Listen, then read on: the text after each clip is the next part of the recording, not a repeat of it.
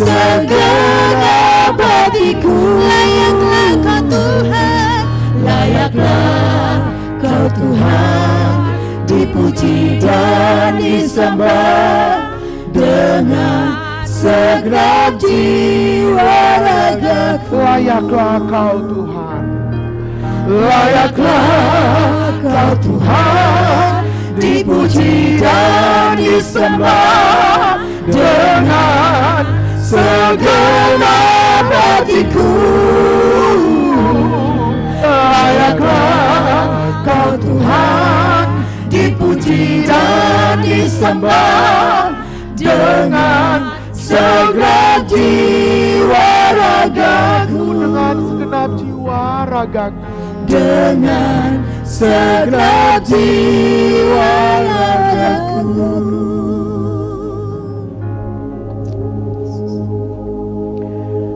Ya Tuhan Yesus, Raja kami, Juru Selamat kami yang hidup, berbicaralah kepada kami, kepada umat-Mu ya Tuhan, di ibadah Jumat Agung ini. Kuasailah hati dan pikiran kami melalui kuasa Roh Kudus.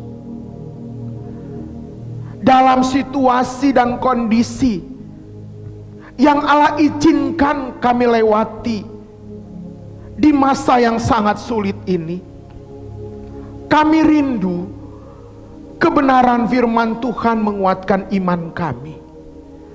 Urapi hamba-Mu ya Bapa, berkati umat-Mu, ampuni dosa dan salah kami Tuhan. Berbicaralah ya Tuhan Yesus yang maha baik, dalam nama Tuhan Yesus, amin. Silakan duduk. Shalom, Bapak Ibu Saudara yang dikasihi oleh Tuhan Yesus. Jemaat Gereja Misi Injili Indonesia Kasih Karunia Medan, kita bersyukur kepada Tuhan. Tuhan masih mengizinkan kita memasuki ibadah Jumat Agung ini. Sungguh pun ibadah ini tidak seperti biasanya. Tahun-tahun sebelumnya kita merayakan ibadah Jumat Agung ini bersamaan dengan pelayanan sakramen perjamuan kudus. Hari ini Allah mengizinkan kita tidak menikmati pelayanan sakramen perjamuan kudus oleh situasi dan kondisi wabah COVID-19 yang mengguncangkan dunia ini, termasuk negara yang kita cintai ini. Saudara, biarlah kondisi ini tidak mengurangi sukacita kita. Biarlah kondisi ini tidak membuat kita menjadi galau, resah, atau kita tidak mengalami damai sejahtera. Namun kondisi ini kita boleh bersyukur karena kita mengingat ada satu pribadi yang boleh menebus engkau dan saya dari pemberontakan kita, sehingga kita mendapatkan janji keselamatan itu. Saudaraku, mari kita membuka Alkitab kita. Kita akan merenungkan bagian firman Tuhan dengan tema kematian yang menyelamatkan. Sekali lagi, kematian yang menyelamatkan. Kebenaran firman Tuhan yang terambil dari Roma pasal yang ke-5, ayat yang ke-6 sampai dengan ayat yang ke-11. Roma pasal yang ke-5, ayat yang ke-6 sampai dengan ayat yang ke-11. Demikian firman Tuhan. Silakan jemaat di rumah masing-masing boleh menyimaknya dan boleh membuka Alkitabnya masing-masing. Karena waktu kita masih lemah, Kristus telah mati untuk kita, orang-orang durhaka, pada waktu yang ditentukan oleh Allah. Sebab tidak mudah seorang mau mati untuk orang yang benar, tetapi mungkin untuk orang yang baik ada orang yang berani mati. Akan tetapi Allah menunjukkan kasih-Nya kepada kita, oleh karena Kristus telah mati untuk kita ketika kita masih berdosa. Lebih-lebih karena kita sekarang telah dibenarkan oleh darah-Nya, kita pasti akan diselamatkan dari murka Allah. Sebab jikalau kita ketika masih seteru diperdamaikan dengan Allah oleh kematian anaknya, lebih-lebih kita yang sekarang telah diperdamaikan pasti akan diselamatkan oleh hidupnya.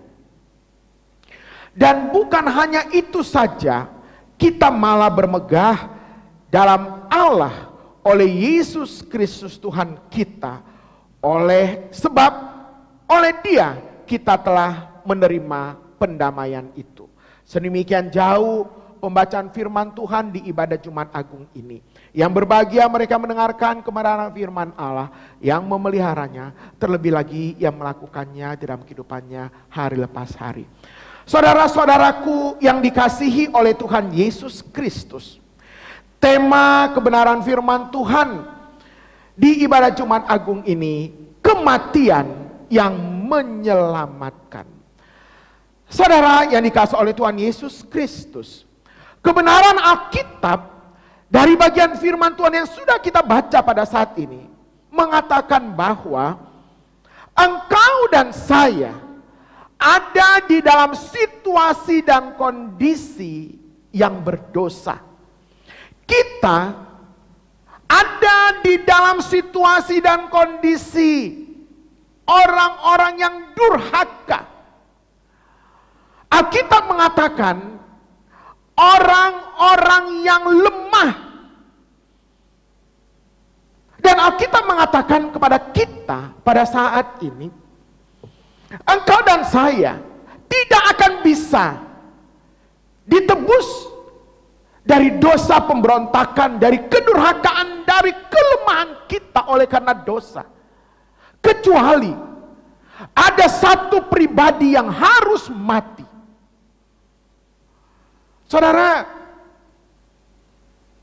di dalam kitab Perjanjian Lama,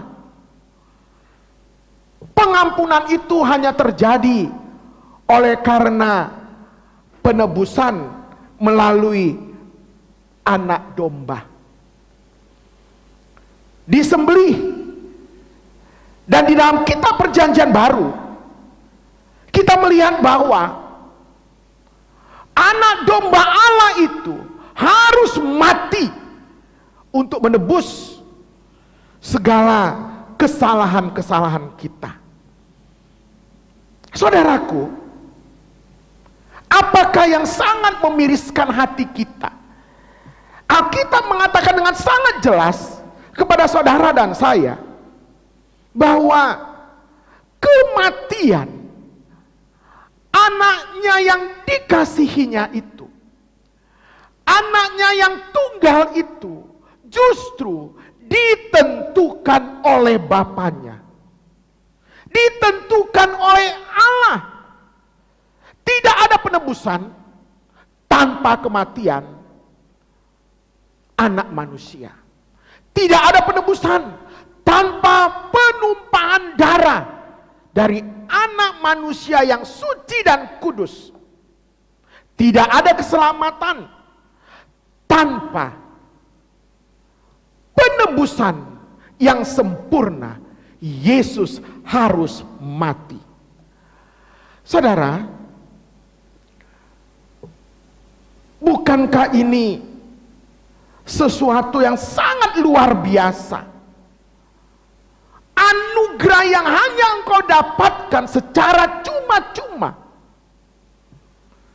Dan semuanya ini dilewati proses demi proses yang sangat-sangat memiriskan hati. Penebusan itu terjadi di dalam proses yang sangat sistematik, di dalam proses yang sangat panjang.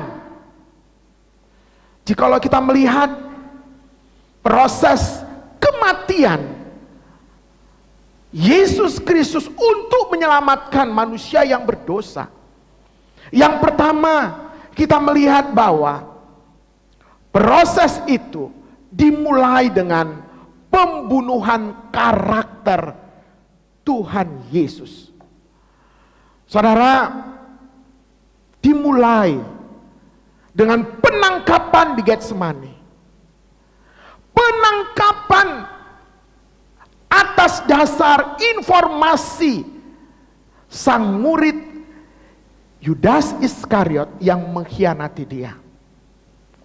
Saudara, ini ada cerita yang sangat luar biasa, yang jikalau kita belajar sungguh-sungguh, memahaminya sungguh-sungguh dari hati kita yang terdalam, maka kita akan sangat bergidik. Bagaimana mungkin seorang murid yang dia kasihi datang bersama dengan orang-orang bala tentara yang mau menangkap dia? Saudara, di Getsemani itu Yudas memulai pembunuhan karakter. Yudas datang dengan senyuman, datang dengan ciuman. Saudara lihat apa yang Yudas katakan. Yudas mengatakan hanya dengan satu kalimat, "Salam Rabi." Yesus tahu maksud sesungguhnya, tetapi Yesus membalasnya dengan kalimat yang sangat-sangat luar biasa, tidak masuk di akal kita. Yesus mengatakan demikian, "Hai teman, untuk itukah engkau datang? Hai teman, untuk itukah engkau datang?" Setelah itu mulailah terjadi tekanan demi tekanan terhadap karakternya, tekanan demi tekanan terhadap mentalnya. Sepanjang sore hampir malam, pengadilan berjalan. Ada dua pengadilan pada waktu itu, saudara. Pengadilan Yahudi dan pengadilan Romawi. Alkitab mencatat bahwa ada 3 kali pengadilan berdasarkan hukum Yahudi. Yang pertama, Yesus dibawa di hadapan Hanas, mertua imam besar Kayafas. Tidak ditemukan apapun kesalahannya. Lalu diserahkan di hadapan imam besar Kayafas. Tidak ditemukan apa-apa. Lalu diserahkan di hadapan Mahkamah Agama, kelompok Sanhedrin pada waktu itu, saudara. Diadili, dituduh melakukan pelanggaran agama. Saudara, tuduhan itu mengatakan bahwa Yesus mengaku bahwa dia adalah anak Allah. Berarti Yesus menyamakan dirinya dengan Allah. Ini merupakan penghujatan dan tidak ada hukuman yang lain kecuali dia harus dihukum mati. Sampai di situ, saudara, di bawah pemerintahan Romawi, pengadilan Yahudi tidak berhak menjatuhkan hukuman mati. Mereka tidak puas karena hukuman mati itu harus ada. Oleh sebab itu mereka melimpahkan kasus ini kepada pengadilan Romawi, supaya apa yang mereka inginkan terjadi atas diri Yesus. Terjadilah pengadilan Romawi, saudara. Alkitab mengatakan ada 3 proses pengadilan menurut hukum Romawi. Yang pertama, pengadilan itu terjadi di hadapan gubernur Roma, Pontius Pilatus. Yesus dituduh melakukan pelanggaran politik, dituduh untuk melarang membayar pajak kepada kaisar. Dan dia mengatakan bahwa dirinya adalah Kristus, yaitu raja. Saudara, sampai di sini pun Pilatus tidak menemukan kesalahan apa-apa.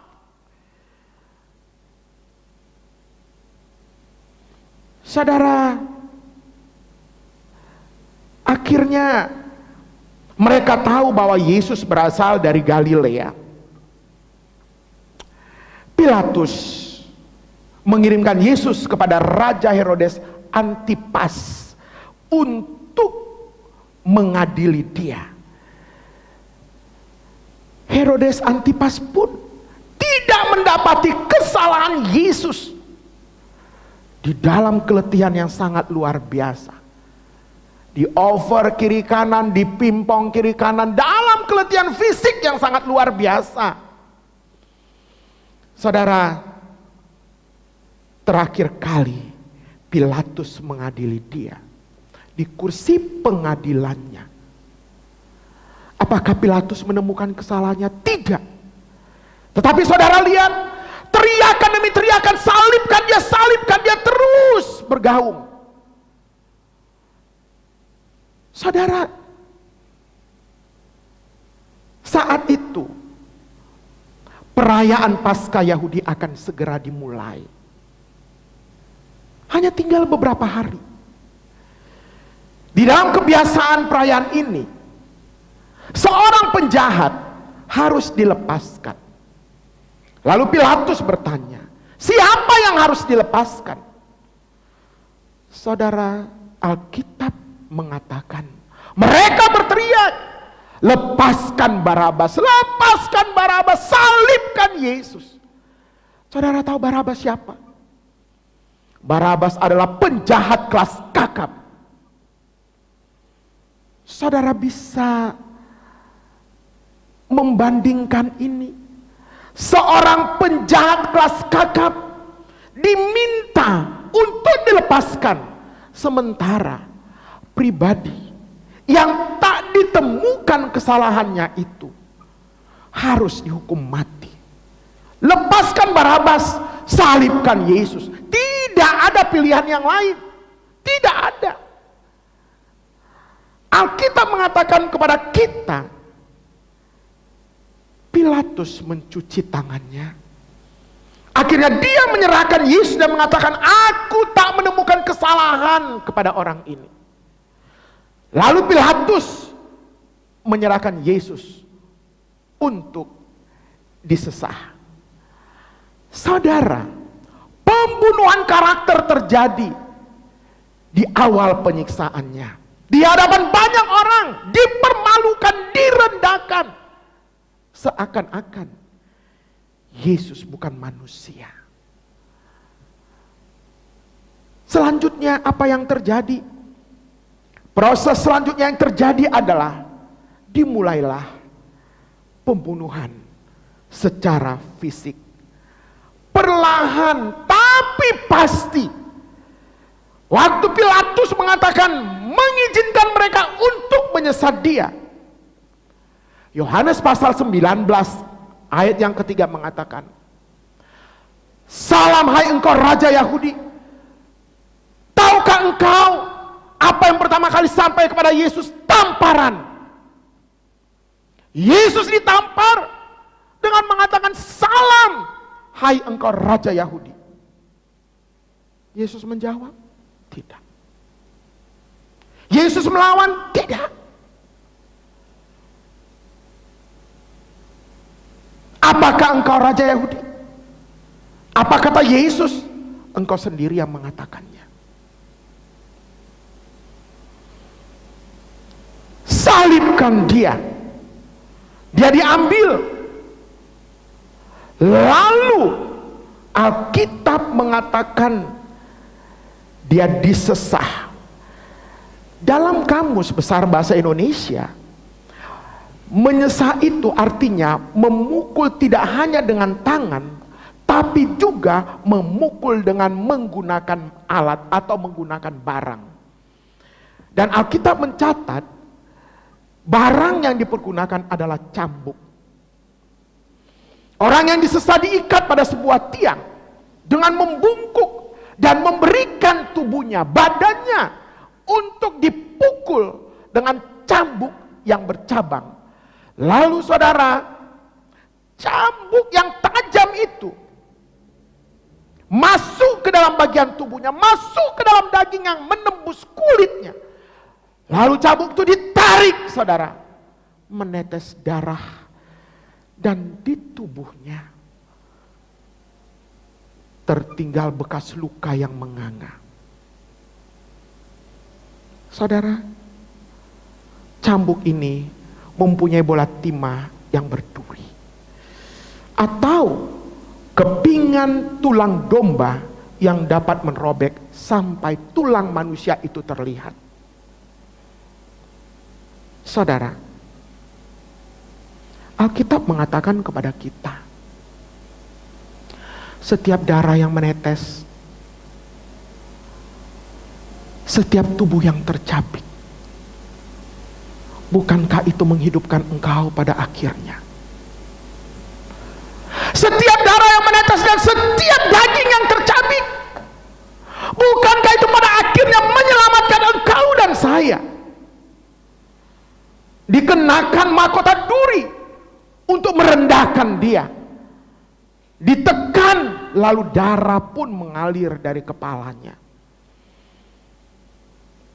Salam, hai raja orang Yahudi, diolok dan diejek. Saudara, mereka meludah Yesus, mengambil bulu itu dan memukulkannya ke kepalanya. Secara perlahan kematian fisik itu terus terjadi. Saudara, perhatikan baik-baik apa yang digambarkan oleh Alkitab. Dia dibawa ke Golgota, itu pun dia tidak kuat. Salib itu digantikan untuk dibawa oleh orang lain. Jam berapakah itu dimulai? Yesus mulai digantung. Perhatikan, sejak jam 9 pagi. Markus pasal 15 ayat 25 mengatakan itu. Gravitasi bumi menekan tubuhnya ke bawah. Tangan yang terpaku itu mulai robek. Kesakitan sebagai manusia 100% sangat dirasakan oleh Yesus. Dan Alkitab mengatakan antara pukul 12 siang sampai pukul 3 sore kegelapan melanda daerah itu, dan Yesus memberikan statement 7 perkataan salib. Saudara, perkataan yang paling menyedihkan dia adalah pada waktu dia merasakan, bukan karena orang-orang meninggalkan dia, bukan karena murid-muridnya meninggalkan dia, tetapi Allahnya, Bapaknya, sehingga dia berteriak, Eloi, Eloi, lama sabachthani. Allahku, Allahku, mengapa engkau meninggalkan aku? Saudara, jiwanya hancur. Kesedihan yang luar biasa dirasakan oleh para perempuan-perempuan Yerusalem pada waktu itu. Saudaraku, proses kematian itu terjadi secara perlahan. Antara jam 3 sampai jam 6 sore, Yesus mati. Mungkin hari ini, jikalau engkau menonton filmnya, atau engkau meresapi perjalanan penderitaannya, bisa jadi engkau menangis. Pertanyaannya, mengapa engkau menangis? Apakah engkau menangisi Yesus yang menderita itu? Apakah engkau menangisi Yesus yang tersalib itu? Apakah engkau menangisi Yesus yang tercabik itu? Alkitab mengatakan, jangan tangisi aku, itu kata Tuhan, tapi tangisilah dirimu. Tangisi dirimu.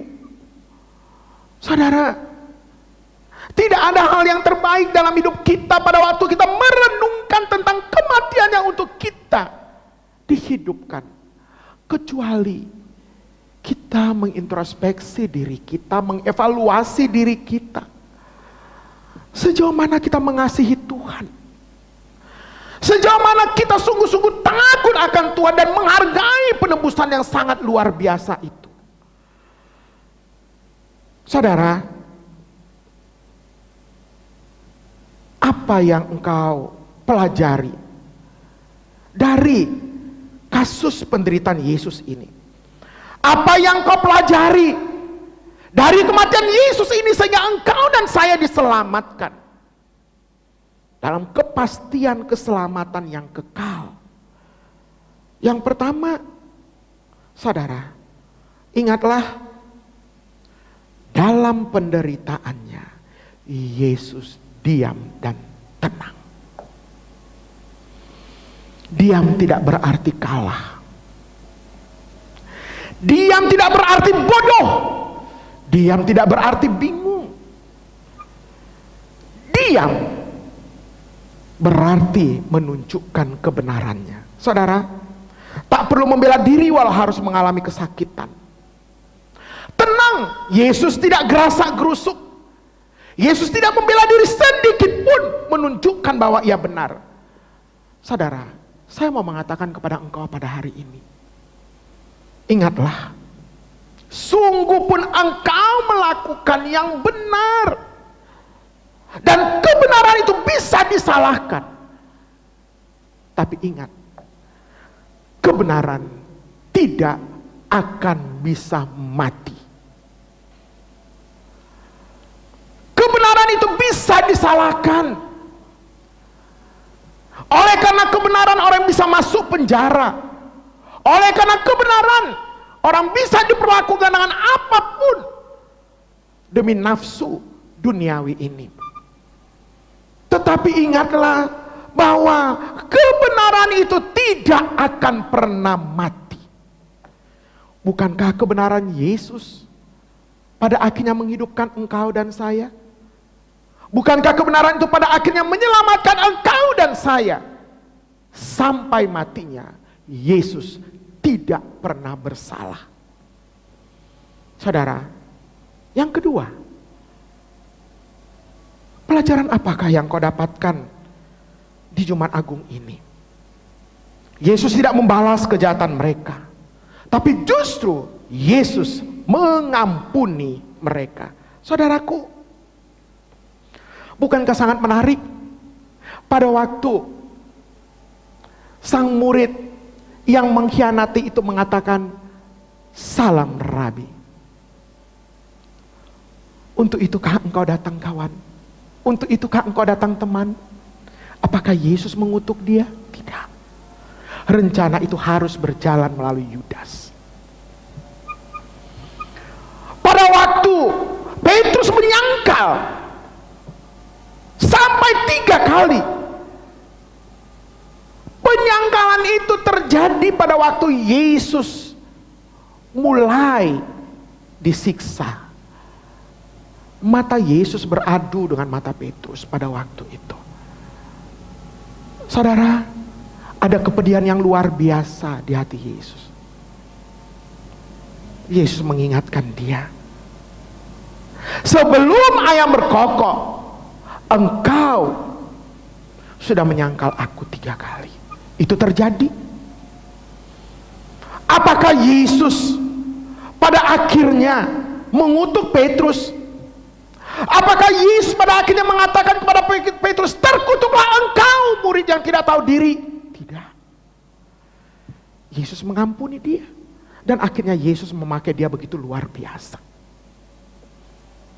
Bukankah pencuri yang di sisi Yesus juga diselamatkan oleh Yesus?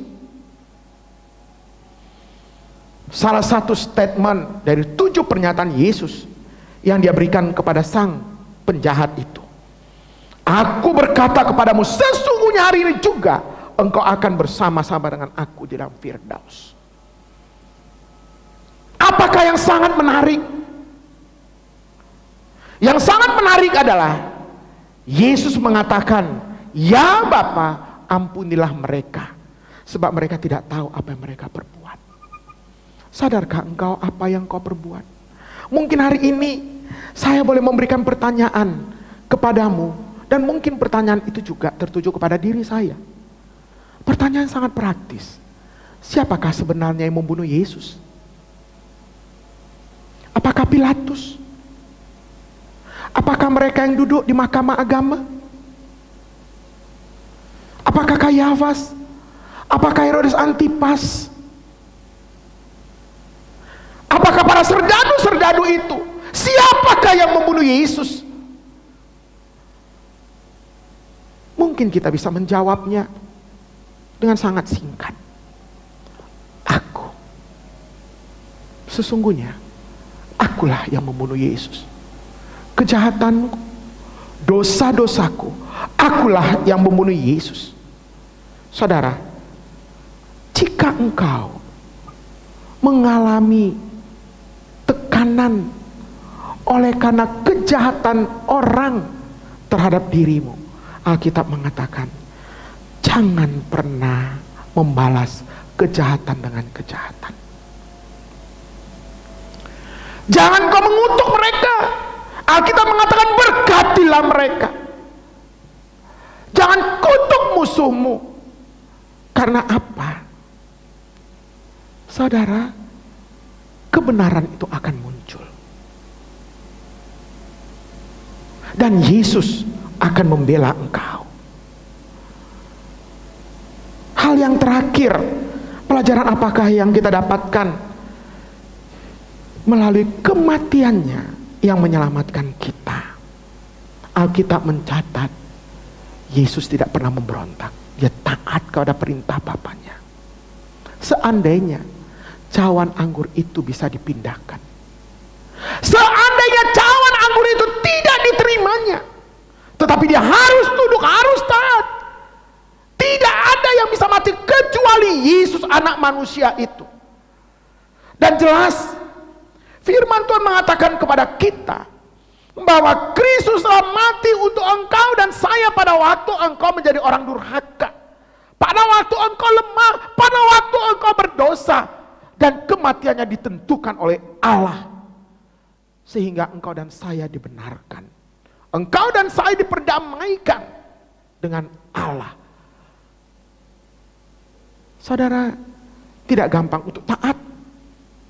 Tidak gampang untuk menghargai pengorbanan yang Tuhan berikan kepada kita. Mungkin hari ini kau sedang menangis, air matamu meleleh melihat penderitaan Yesus. Tetapi apakah engkau pernah menangis karena dosa dan kesalahan yang kau lakukan di hadapan Tuhan?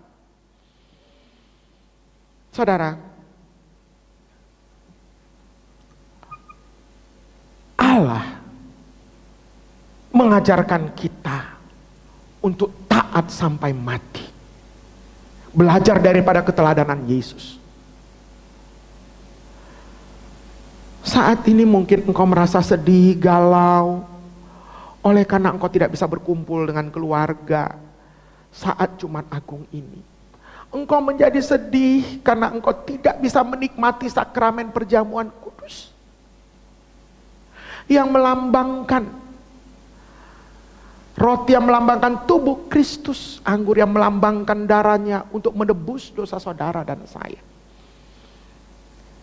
Tapi apalah arti semuanya itu jikalau engkau tidak pernah menyadari bahwa sesungguhnya kitalah yang membunuh Yesus. Mungkin saat ini engkau pun sangat marah kepada wabah Corona-19 ini. Engkau mengutuk nggak habis-habisnya virus ini. Kenapa virus ini datang saat yang sangat luar biasa, sehingga dia tidak membuat kami bisa berkumpul di gereja, beribadah secara konvensional, menerima sakramen perjamuan kudus. Engkau marah semarah-marahnya. Tetapi pernahkah engkau menyadari Allah mengizinkan itu untuk engkau dan saya, supaya engkau tidak hanya melihat pelayanan sakramen perjamuan kudus itu hanya sebagai sesuatu yang rutinitas saja. Allah mau, sungguh pun hari ini engkau tidak mendapatkan pelayanan sakramen perjamuan kudus oleh karena kondisi yang ada. Yang Allah inginkan adalah, sudahkah engkau menyadari bahwa penderitaannya, kematiannya akhirnya menyelamatkan engkau.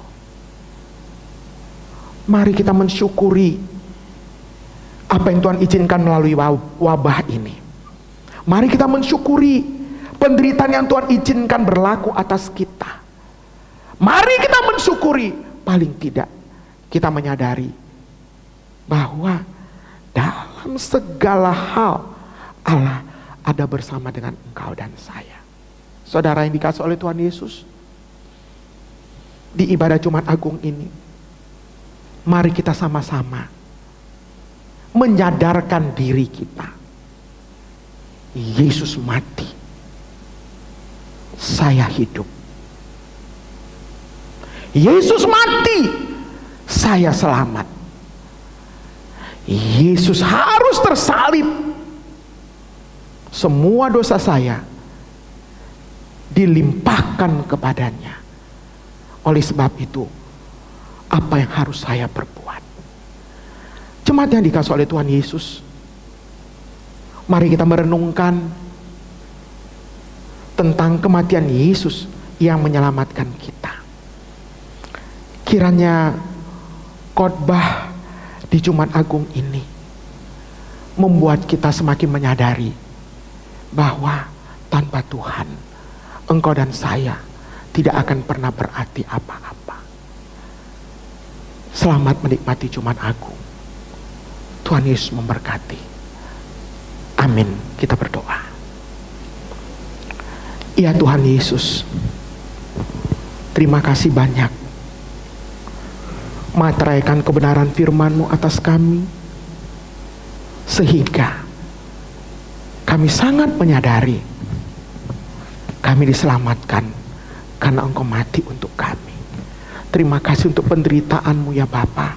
Terima kasih untuk keteladanan yang Engkau berikan bagi kami. Terpujilah nama-Mu ya Tuhan Yesus yang Maha Baik. Dalam nama Tuhan Yesus, amin.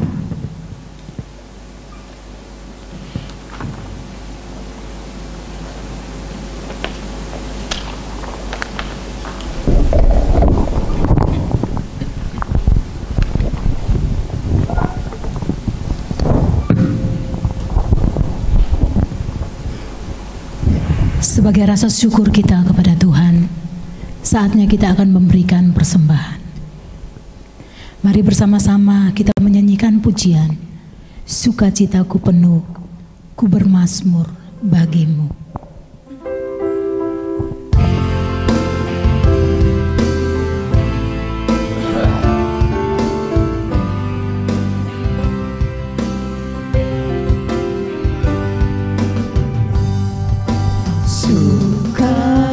Sukacitaku penuh, ku bermazmur bagimu, karena ku tahu ku telah ditebus oleh curahan darah-Mu. Ku menari bagimu, ku menari bagimu, ku memuji nama-Mu, karena ku tahu ku berkemenangan oleh curahan darah-Mu Yesus.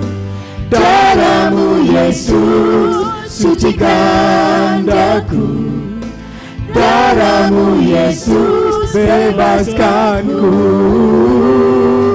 darah-Mu Yesus sembuhkan daku, ku dijadikan baru. Sekali lagi, sukacitaku penuh, ku bermazmur bagimu. Sukacitaku penuh, ku bermazmur bagimu, karena ku tahu ku telah ditebus oleh curahan darah-Mu. Ku menari bagimu, ku menari bagimu, ku memuji nama-Mu, karena ku tahu ku berkemenangan oleh curahan darahmu. Darahmu Yesus, Darahmu Yesus, sucikan daku. Darahmu Yesus, bebaskanku. Darahmu Yesus, sembuhkan daku. Ku dijadikan baru darahmu Yesus, Darahmu Yesus, sucikan daku.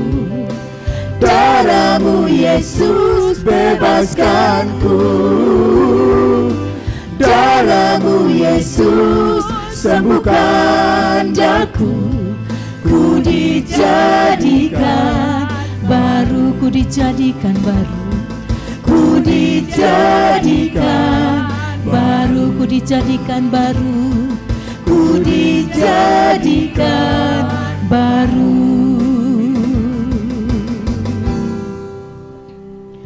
Bapak Pendeta akan menaikkan doa syafaat sekaligus menutup ibadah kita di dalam doa berkat. Saudara, ingatlah, jangan pernah menolak salib, karena salib itu merupakan panggilan bagi setiap orang yang percaya. Bersama-sama kita menyanyikan pujian, hendaklah kau iring Yesus, pikul salib.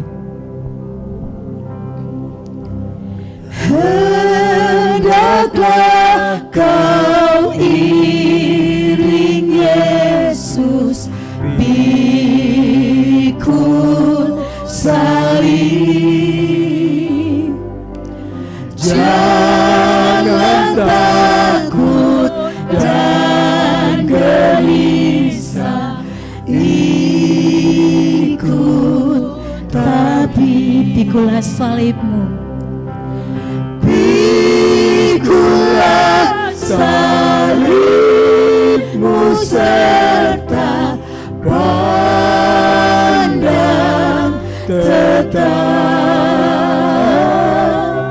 hingga dapatlah mahkota suka lenyap.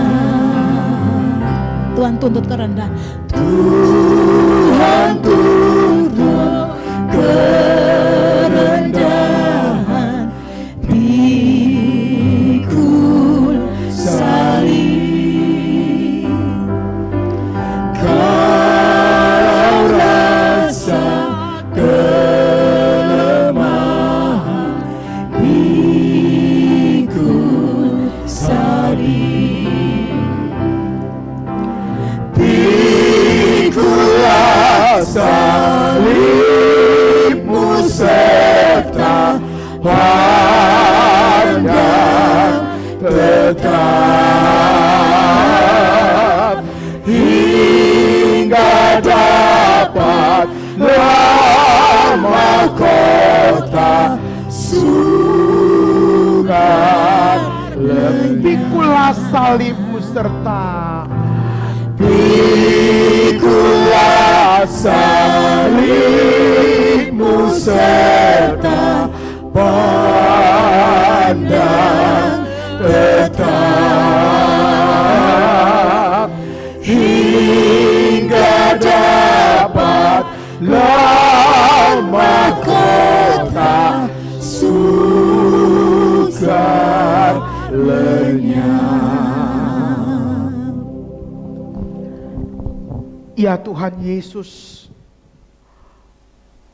Bapa kami yang baik, saat ini kami mau menaikkan syafaat kami kepadamu ya Tuhan.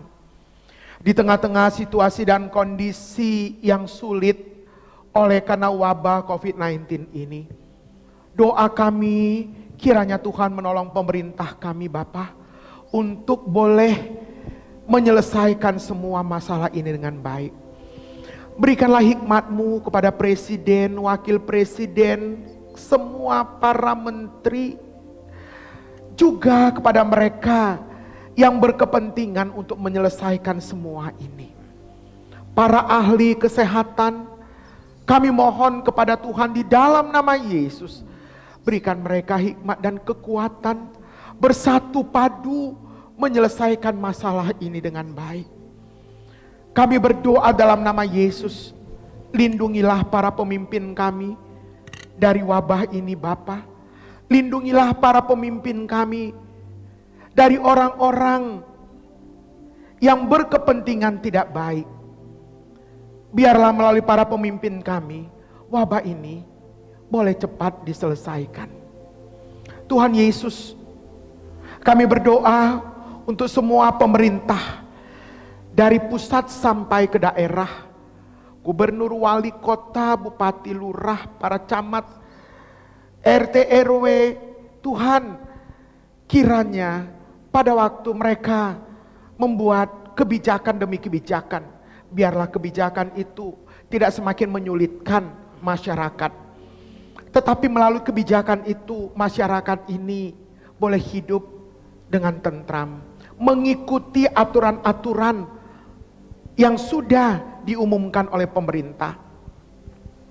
Physical distancing, juga tinggal di rumah saja, tidak kemana-mana, sehingga wabah ini boleh dihentikan. Tuhan Yesus, kami berdoa untuk para pahlawan kemanusiaan, para dokter, para perawat. Tuhan Yesus, Engkau melihat beberapa di antara mereka harus gugur. Doa kami, lindungi mereka Tuhan, kasihani mereka. Jangan biarkan mereka terpapar oleh virus ini, sehingga mereka boleh menolong mereka yang saat ini sedang menderita. Kuatkan juga keluarga mereka, sementara waktu mereka tidak bisa bertemu dengan keluarga, suami, istri, dan anak-anak mereka. Ada kesesakan di batin mereka, tetapi kami yakin dan percaya tidak ada yang sia-sia, bahwa Tuhan akan memberkati mereka. Tuhan Yesus, kami berdoa bagi mereka yang sedang menderita, para ODP, PDP Tuhan, dan juga mereka yang sedang diisolasi oleh karena telah terpapar virus ini. Mereka sendirian di ruang isolasi, mereka kesepian. Tolong mereka Tuhan, kuatkan iman mereka, biar di tengah-tengah segala kegalauan mereka, di tengah-tengah kesepian mereka, Tuhan ada bersama dengan mereka. Dan doa kami, oleh karena kuasa Tuhan, sembuhkanlah mereka. Terima kasih Tuhan. Kami berdoa untuk pendistribusian alat pelindung diri Tuhan, untuk para dokter, para medis, juga pendistribusian semua obat-obatan. Allah pun tolong, kiranya semuanya dapat didistribusikan dengan baik, dan masalah ini boleh semakin lebih baik. Bapa, kami berdoa untuk jemaat Tuhan yang saat ini beribadah di rumah mereka masing-masing. Jangan biarkan kami kehilangan harapan. Sungguh pun saat ini cukup lama kami tidak bertemu. Tuhan, kami rindu, apapun kondisi mereka, Tuhan ada bersama dengan mereka. Kuatkan iman mereka Tuhan. Sungguh pun gembala tidak bertemu dengan mereka, tapi ada gembala kami yang baik, Tuhan Yesus Kristus, yang menghibur seluruh jemaat-Mu di rumah mereka masing-masing. Jikalau ada di antara mereka yang sakit, ulurkan tangan-Mu, sembuhkan mereka Bapa. Jikalau ada di antara mereka berada kelemahan iman, kuatkan iman mereka. Jikalau ada di antara mereka bergumul dalam hal ekonomi, berikan mereka jalan keluar Tuhan. Kami yakin dan percaya pertolongan kami hanya berasal daripada Engkau saja. Tuhan yang tidak pernah tertidur, Tuhan yang tidak pernah terlelap, Engkaulah yang menjaga jemaat-Mu. Sampai satu ketika kami diizinkan kembali masuk dalam ibadah konvensional, beribadah bertemu dengan seluruh jemaat-Mu di rumah Tuhan. Kami percaya pemeliharaan-Mu sempurna. Terima kasih Tuhan Yesus, biar melalui Jumat Agung ini, kami semakin melihat bahwa pengorbanan Tuhan terlalu besar bagi kami. Ajar kami untuk menghargainya ya Bapa. Terima kasih Tuhan, terima kasih. Inilah doa kami kepadamu Bapa, yang kami naikkan di dalam nama Tuhan Yesus Kristus, yang telah mengajar kami berdoa demikian. Bapa kami yang di surga, dikuduskanlah namamu, datanglah kerajaan-Mu, jadilah kehendak-Mu di bumi seperti di surga. Berikanlah kami pada hari ini makanan kami yang secukupnya, dan ampunilah kami akan kesalahan kami, seperti kami juga mengampuni orang yang bersalah kepada kami. Dan janganlah membawa kami ke dalam pencobaan, tetapi lepaskanlah kami daripada yang jahat. Karena Engkaulah yang punya kerajaan dan kuasa dan kemuliaan sampai selama-lamanya. Saudara-saudaraku yang kekasih dalam Tuhan Yesus Kristus, tetaplah bersukacita di dalam Tuhan. Arahkanlah hatimu kepadanya dan terimalah berkat-Nya. Tuhan memberkati engkau dan melindungi engkau. Tuhan menyinari engkau dengan wajah-Nya dan memberi engkau kasih karunia. Tuhan menghadapkan wajah-Nya kepadamu dan memberi engkau damai sejahtera. Amin.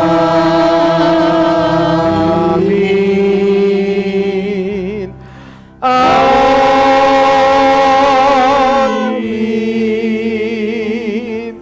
Amin.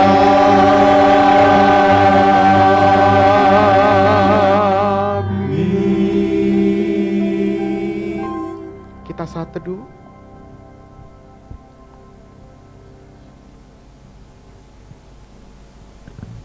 Amin. Selamat menikmati Jumat Agung. Kiranya Tuhan Yesus memberkati kita sekalian. Terpujilah nama Tuhan.